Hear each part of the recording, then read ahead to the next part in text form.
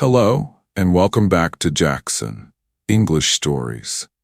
The world has been buzzing over the past few days, not because of a celebrity scandal, but because of tariffs. Yes, you heard that right. A single policy from the United States has shaken the stock markets, triggered a global reaction, and might just change the way the world trades. But what exactly are tariffs? Why are they such a big deal? And most importantly, how can we understand them in simple English? In today's story, we'll break down the major news, learn some useful English vocabulary, and explore what it all means for everyday people like you and me. So grab a cup of coffee, sit back, and let's dive into it, one English story at a time. April 2nd, 2025. The sky over Washington, D.C. is gently sunny. But in the rose garden of the White House, a political storm is brewing. This is Liberation Day, the day the American dream is taken back. The U.S. president declared, beaming with pride as dozens of workers clapped behind him. Within minutes, the entire world was on edge. A new executive order was issued. The U.S. will impose import tariffs on most countries from China and Japan to even close allies like Singapore and the EU. In this video, you and I will explore why this global tariff decision isn't just about economics. It's about politics, geopolitics, and the future of the entire world order. Who will truly bear the cost in this tariff war? Is it China? Or is it the American consumer? And most importantly, what does this reveal about America's current position, and what lessons should we take from it? I'm not a policymaker. I'm an observer, an American citizen who cares deeply about the future of this country. I used to think, tariffs and trade? That's stuff for people in suits, sitting in boardrooms. Until one day, I looked at my grocery receipt and saw prices rising across the board. Until a friend of mine, who worked at a manufacturing plant, lost his job when the company moved its investments overseas. And that's when I realized, the world doesn't change with a bang, it changes quietly, through numbers hidden in policies. And if you've also been wondering, where is America headed? What's next for our country? Is making America great just a memory of the past or a vision for the future? Stay with me until the end of this video. Together, we're going to piece together the big picture, starting with the small, specific things. Let's begin. There's something I used to believe with absolute certainty for many years, that America has always given more than it's taken. That we were the leaders, the ones who set the rules, the big brother in the global village. And when I heard the president say that America had been plundered, taken advantage of, trampled on by other nations, I have to admit, a part of me understood where he was coming from. So many factories have shut down. So many once thriving towns are now forgotten places. So many hard-working Americans barely getting by, juggling 2 jobs and drowning in medical bills. It's not hard to feel like a victim. And that feeling, it's powerful. Powerful enough to turn frustration into action. But then I asked myself, did someone really take away the American dream? Here's the truth. America hasn't gotten poorer. In fact, we've gotten much richer over the past 50 years. Since the 1970s, the U.S. GDP has grown more than tenfold. The biggest tech companies in the world, Apple, Amazon, Microsoft, are American. Wall Street is still the heart of global finance, and the U.S. dollar remains the world's primary reserve currency. So, what really happened? We didn't get poorer, we just started sharing less. While the rich became super rich, the working class, once the backbone of America, was left behind. And instead of asking, why isn't the system distributing fairly from within, we started asking, who's taking from us? And the fastest, simplest answers were China, Mexico, or just global trade. But the truth is rarely that simple. Blaming outsiders is always easier than looking inward. It's like when a car breaks down. We blame the road instead of checking the engine. And maybe, in this new tariff policy, America has played the victim role for so long. We've forgotten just how much power we actually hold. Because when the most powerful country in the world starts acting like a victim and uses that feeling to justify striking back, the story is no longer balanced. Here's a small but powerful lesson. When you're strong enough to lead, don't act weak just to justify acting tough. Because if you do, you won't just lose people's sympathy, you'll lose their trust. So what happens when America acts like the aggressor? Who ends up paying the real price in this game? The answer lies in something very simple, but rarely explained clearly. What exactly is a tariff? And who actually pays for it? Let's move on to the next part to shed some light on this. I remember last year, when I bought a new dishwasher for my family, it was a bit pricier than it had been just a few months earlier. At first I figured it was inflation, or maybe supply chain issues still lingering from the pandemic. But when I asked the salesperson, they told me, import taxes have gone up. This machine comes from South Korea. Now when it enters the US, it's hit with new tariffs. So yeah, the price went up a bit. Just a little bit, but add that up. Every fridge, every shirt, every single screw and bolt. Millions of American families are silently paying the price without even realizing it. So, what is a tariff exactly? Here's the simplest way to understand it. A tariff is a tax placed by the government on goods imported from other countries. So if an American company wants to buy steel from Canada or washing machines from South Korea, they now have to pay an extra tax to the US government. In theory, this makes foreign products more expensive, which is supposed to encourage American consumers to buy domestically made goods. Sounds reasonable, right?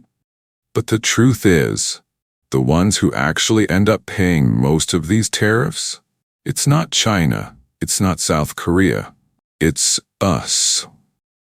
Because when American companies import goods, they're not taking the hit, they simply pass the cost along in the price tag.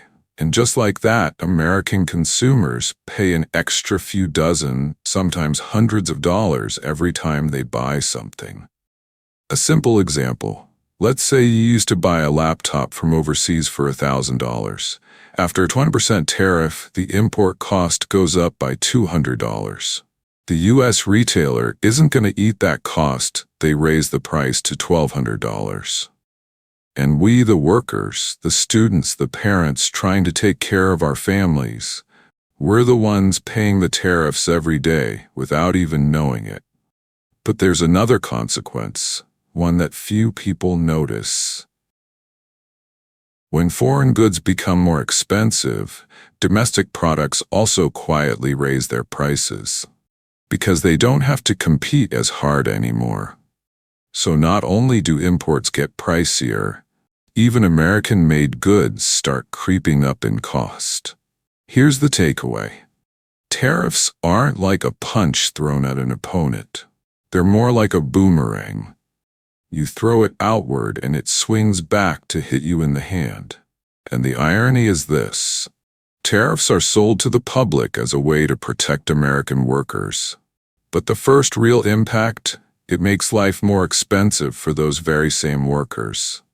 So the big question is, do tariffs actually bring back jobs, like politicians promise? Or is it just a political illusion? Let's move on to the next part, to face that question directly. In the early 2000s, I had a chance to visit a small town in Ohio, a place once known as the auto parts capital. A cousin of mine worked at a factory there for 25 years. He was always proud of his job. It was something that connected him to his community and to the dignity of American labor. But then, the factory shut down. The whole town changed. The breakfast diner lost its customers. The barbershop had to cut back on hours. A job isn't just a paycheck. It's the foundation of a whole way of life. And when those jobs disappear, we long for something that lets us believe they'll come back. That's why when the government announced tariffs to protect American workers, so many people supported the move. They thought, if we make imported goods more expensive, then companies will come back and produce things here again and jobs will return, just like they used to. But the problem is, the world isn't what it used to be. The question we should ask isn't, will goods come back to America? It's, will the jobs come back with them? Let's look at reality. In 2018, when the government raised steel tariffs, a few steel plants reopened in the U.S. But instead of hiring thousands of workers like before, they only needed a few hundred. Because now, machines have replaced most manual labor. A modern production line needs only 1/10 of the workforce it did 20 years ago. Jobs didn't disappear because goods left America. They disappeared because technology is changing the way the world operates. Another example, Apple has moved part of its iPhone assembly back to the US. But those factories use sophisticated robots, high automation, and hardly create many high-value jobs for ordinary workers.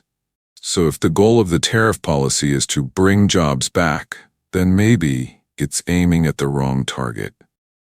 The small lesson here is, in a new world, jobs don't just come from protection. They come from innovation.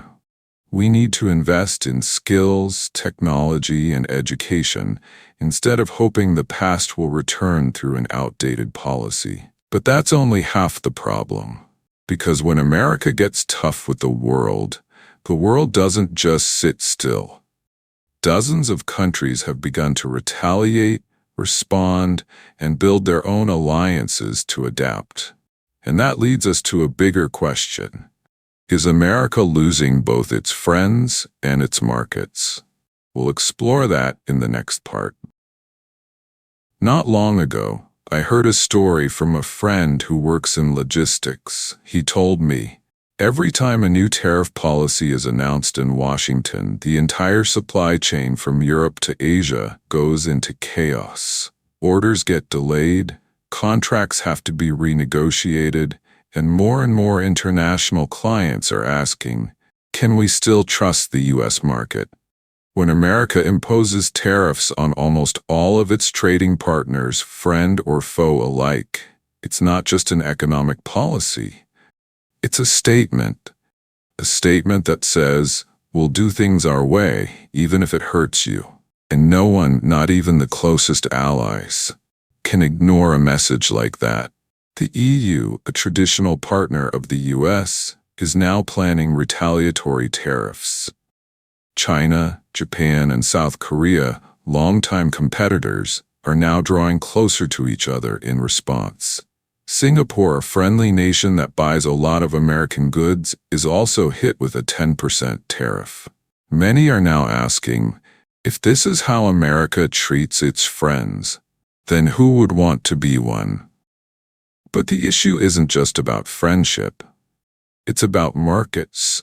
When a country is hit with heavy tariffs, they don't just feel hurt, they look elsewhere for business.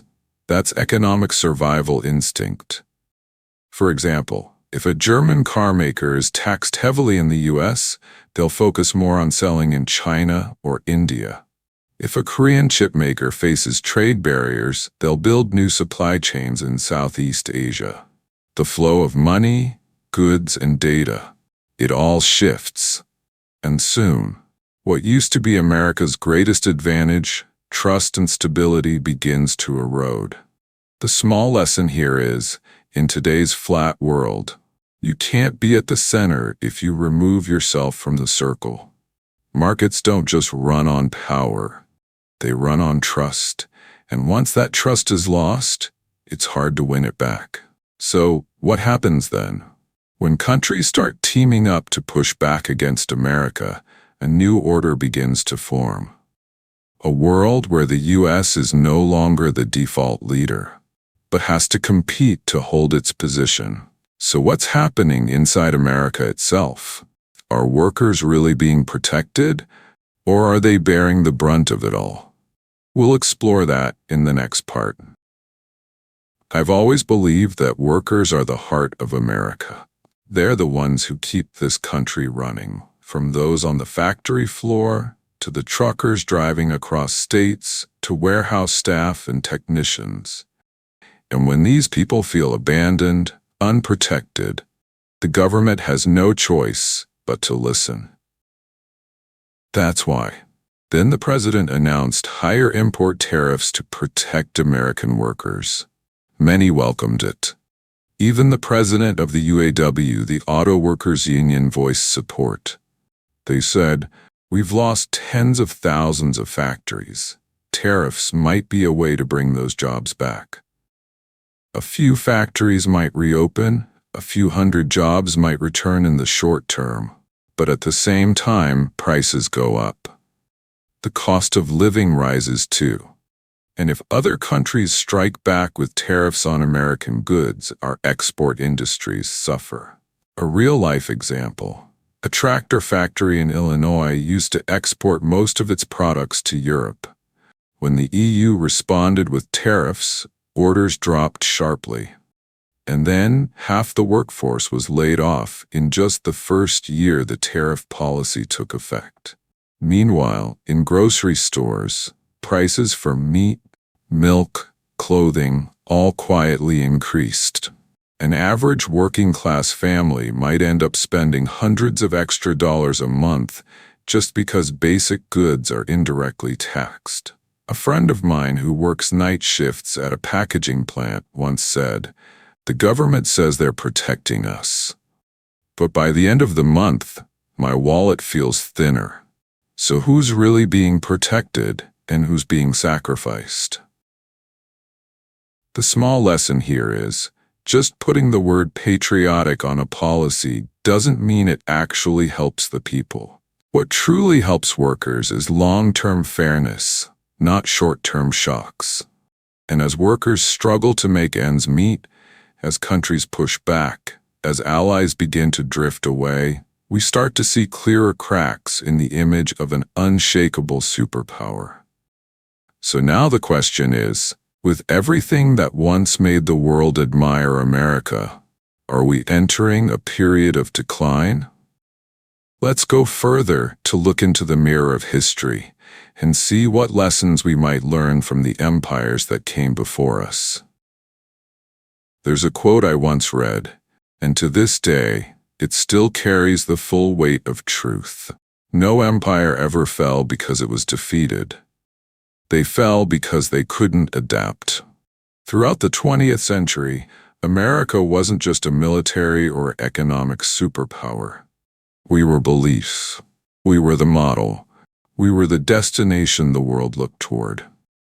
From the first Ford cars to the moon landing to the birth of the internet, America didn't just make products. We created inspiration. But today, when we look back, a question begins to surface. Is America following the same path once taken by the British Empire? Let's take a quick look at history. By the end of the 19th century, the British Empire was the global ruler. They controlled nearly a quarter of the world's population. The British pound was the global currency, and their navy fleet was an unshakable pride. But then, the industrial age changed. Colonized nations began demanding independence, and Britain no longer had the strength to maintain a far-reaching empire. More importantly, Britain didn't change fast enough. They wanted to hold on to their old role, while the world had already entered a new chapter. America today isn't exactly like Britain back then. But there are similar warning signs worth thinking about. Our global position is being challenged by rising powers: China, India, BRICS Plus. The US dollar is facing de-dollarization trends in many countries. Our moral authority, once America's greatest soft power, is now questioned due to inconsistent domestic and foreign policies. And in that context, every America First policy, every withdrawal from global commitments, every extreme protectionist move pushes America further away from its leadership role. Many countries that once saw America as a close companion are now starting to build a world where the U.S. is no longer at the center. Of course, America is still strong, still innovative, still full of potential, but strength doesn't lie in numbers. It lies in the ability to listen, to change, and to adapt. The small lesson here is, the true power of an empire isn't about clinging to the past, but having the courage to rewrite its role in a new world. Britain lost too much because it didn't let go at the right time. America, if bold enough, can choose a different path. And while the U.S. struggles to redefine its role, our competitors are not sitting still. They are joining forces, building alternative systems. A new order is taking shape, one where America is no longer the default leader. We'll explore together how the world is shifting and whether America is ready to adapt. See you in the next part. I remember about 10 years ago, whenever a developing country needed funding to build railways, airports, or infrastructure, they would send a delegation to Washington. They'd meet with representatives from the World Bank, the IMF, and most decisions would revolve around whether or not the U.S. gave its approval. But now there's a different route. After leaving Washington, those experts no longer head straight home. They fly on to Beijing, then to New Delhi, and sometimes even to São Paulo. Why? Because a new economic order is slowly taking shape, one that no longer revolves solely around the United States. We're witnessing the clear rise of the BRICS group: Brazil, Russia, India, China, and South Africa. And recently the group has expanded, welcoming other major countries like Saudi Arabia, the UAE, Iran, Argentina. If you add up the GDP of the US and the G7, the total is about 28% of the global economy. But if you combine the GDP of China and the expanded BRICS group, that number has already passed 35%, and it continues to rise every year. A number that doesn't lie. A shift that is happening. It's not just about currency. It's not just about resources. It's about a shared desire to break away from a system led by the United States. For example, China and Russia are trading in yuan instead of dollars. India and the UAE have signed trade agreements using their local currencies instead of USD. The BRICS New Development Bank is gradually becoming an alternative to the IMF. What does this mean for America? It means we are no longer the default choice in global decisions. We are becoming just one of many options. And once you're no longer the only choice, your attitude must be more humble, more flexible, and more cooperative. The small lesson here is, in a world with many centers, leadership doesn't come from power. It comes from connection. America can still be a center, but it can no longer be the only center. And maybe that's exactly why the recent global tariff policy has caused so much concern. It's not just a policy, it's a signal that America is choosing to close itself off instead of opening up. But that leads to a bigger question. Do the president, or any leader for that matter, truly believe that tariffs will fix the problem? Or is this just a political move? A way to buy time while all the other doors seem to be closing? We'll explore that in the next part. When I was a kid, every time my father saw the electric bill go up, he would turn off all the lights in the house, even when it was completely dark. He didn't do it because he hated light bulbs. He did it because he felt the need to do something immediately. I thought of that moment when I heard President Trump's speech in the Rose Garden. Today, we impose tariffs to protect American workers, to restore fair trade, to make America wealthy again. And I couldn't help but wonder, does he truly believe this policy will solve the real problem? Or is he just turning off the lights to prove he's taking action? Trade deficits, the fact that America imports more than it exports, aren't something new. They've existed for decades. And they're not entirely a bad thing.